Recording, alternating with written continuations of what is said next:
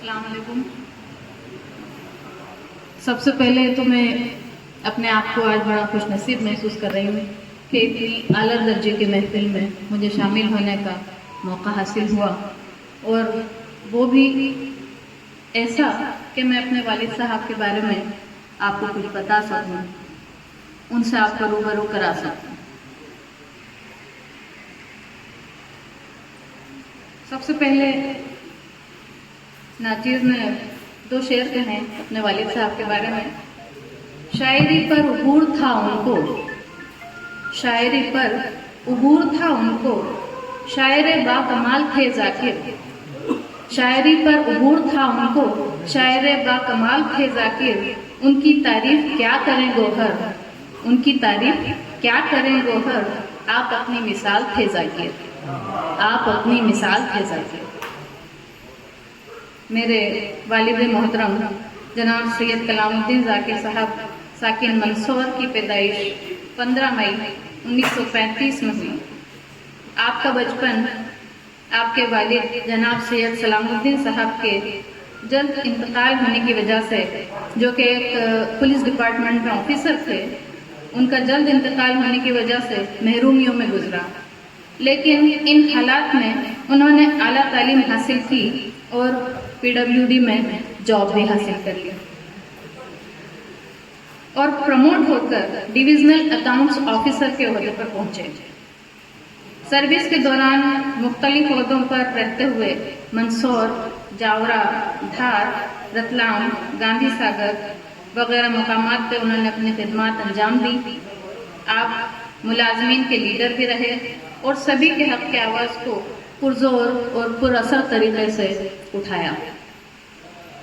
آپ 1993 میں government officer gazetted officer کی پوسٹ سے PHE ڈپارٹمنٹ سے منصور سے ریٹائر ہوئے.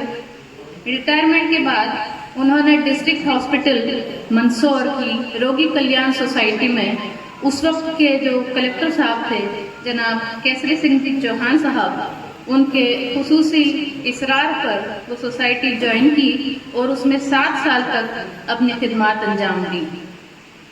آپ نے اس سوسائٹی کو مدھیہ پردیش کی نمبر 1 سوسائٹی کا ایوارڈ دلانے میں اپنا اہم رول ادا کیا. آپ نے اپنے ادبی شوق کو ان ساری مصروفیات کے باوجود زندہ رکھا. آپ نے کئی غزلیں، نظمیں، قطعات، رباعیات اور کئی بیٹوں کے سہرے اور کئی بیٹیوں کی ڈولیاں بھی کہیں. آپ کی شاعری اس وقت کے سماجی حالات کا آئینہ ہوا کرتی تھی. آپ کا کلام کئی رسالوں میں بھی شائع ہوا. آپ نے منصور، جاورا، رتلام، نیمچ اور کچھ مقامات پہ کچھ شہروں میں مشاعروں میں بھی شرکت کی اور اپنے بڑے بھائی اور شاعر جناب پیام واصف صاحب کے ساتھ بھی کئی مشاعروں میں شرکت کی. جاورا میں حافظ مچھن میاں صاحب کی زندگی میں اور اس کے موقع پر کئی مشاعروں میں شمولیت اختیار کی. جب بھی کبھی مصروفیت کی وجہ سے وہ مشاعروں میں شرکت نہیں کر پاتے تھے تو اپنا کلام ضرور ارسال کیا کرتے تھے. آپ ایک سادہ لوگ، نیک سیرت، خوش اخلاق اور دور اندیش، حساس طبیعت اور نرم مزاج انسان تھے. شخصیت کی انہی خوبیوں کی وجہ سے وہ اپنے دور کے ایک ہر دل عزیز شخص تھے. آپ نے اس جہان فانی کو کووڈ-19 یعنی کورونا کی وجہ سے 9 مئی 2021 کو بتاریخ 26 رمضان المبارک شب قدر کے دن الوداع کہا. یہ ان کا مختصر سا تعارف تھا. ایک آدھ قطعہ میں ان کا آپ کو پیش کرنا چاہتی ہوں. کلام تو بہت سارا ہے بٹ وقت کم ہے، اس لیے تاج محل کے بارے میں انہوں نے 1-2 قطعے کہے ہیں جو مجھے بہت پسند ہیں. دل پہ جو چوٹ لگی عشق کی روداد بنی، دل پہ جو چوٹ لگی عشق کی روداد بنی، داستاں قیس کی اور قصہ فرحاد بنی، اور کوچوں سے نکل کر جو گئی محلوں تک، اور اونچوں سے نکل کر جو گئی محلوں تک، سنگ مرمر میں ڈھلی تاج کی بنیاد بنی، سنگ مرمر میں ڈھلی تاج کی بنیاد بنی۔ ایک اور قطعہ اسی سلسلے میں ہے کہ تاج ایک نغمہ بھی ہے، ایک آہ بھی، تاج ایک نغمہ بھی ہے، ایک آہ بھی، مقبرہ لیکن ہے کہلاتا محل، اور شاعرانہ اصطلاح میں یوں کہیں، شاعرانہ اصطلاح میں یوں کہیں، مرثیہ لیکن بانداز غزل، مرثیہ لیکن بانداز غزل۔ اور اب عید میلاد النبی کا مہینہ شروع ہونے والا ہے، مبارک مہینہ۔ اس سلسلے میں ایک قطعہ ان کا، جن کی خاطر رب نے کی تخلیق ساری کائنات، جن کی خاطر رب نے کی تخلیق ساری کائنات، ان کا ہے یوم ولادت عید میلاد النبی، ان کا ہے یوم ولادت عید میلاد النبی، یہ کرم بھی کم نہیں کہ ہم ہیں ان کے امتی، یہ کرم بھی کم نہیں کہ ہم ہیں ان کے امتی، ہے شفاعت کی ضمانت عید میلاد النبی، ہے شفاعت کی ضمانت عید میلاد النبی۔ ایک چھوٹی سی غزل ان کی، 2-3 سے اجازت ہو اگر آپ کی؟ نہیں آتا۔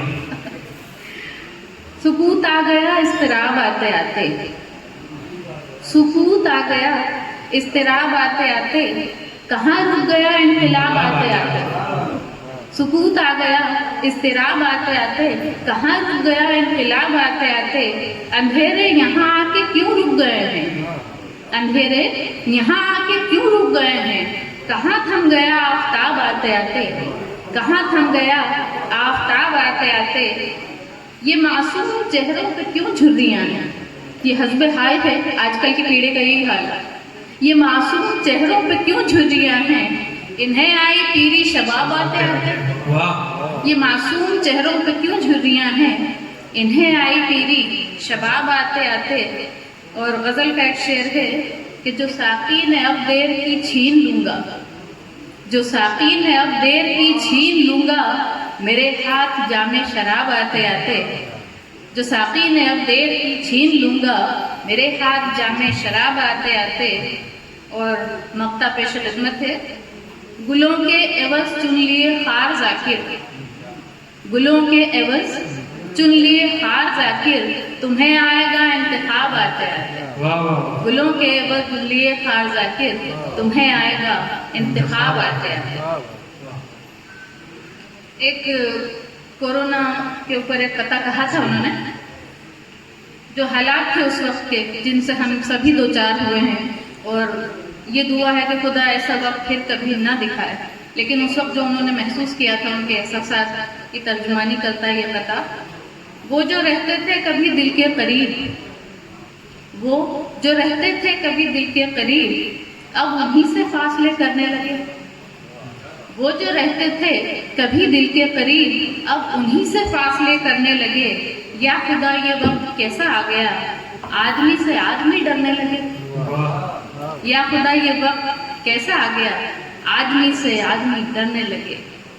اور اسی سلسلے میں اللہ تعالیٰ سے دعا کرتے ہوئے ایک قطعہ تھا ان کا، پریشان حال ہیں سب تیرے بندے، اس وقت ہر کسی کے لب پہ ایک ہی نام تھا کہ یا اللہ اب رحم فرما، پریشان حال ہیں سب تیرے بندے، الہی اب تو ان پہ رحم فرما، پریشان حال ہیں سب تیرے بندے، الہی اب تو ان پہ رحم فرما، تیری قدرت کے قائل ہو گئے سب، تیری قدرت کے قائل ہو گئے سب، کورونا وائرس اب ختم فرما، کورونا وائرس اب ختم فرما۔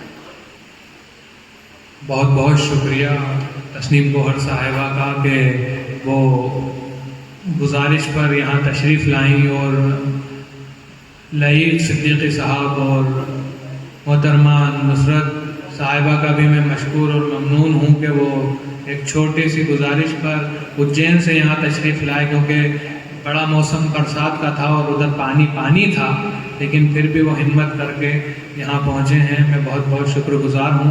اب میں مشاعرے کو آگے بڑھاتے ہوئے